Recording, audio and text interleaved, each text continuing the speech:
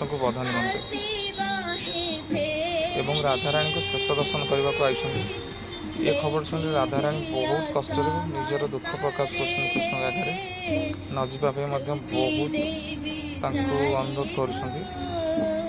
କିନ୍ତୁ ବିଧାନ ଆଗରେ କୃଷ୍ଣ ତ ନିହାତି ଯିବେ। ନିଜ କୋହକୁ ସମ୍ଭାଳି ପାରୁନାହାନ୍ତି। କୃଷ୍ଣଙ୍କ ଆଗରେ ସେ ନିଜ କୋହକୁ ପ୍ରକାଶ କରୁଛନ୍ତି।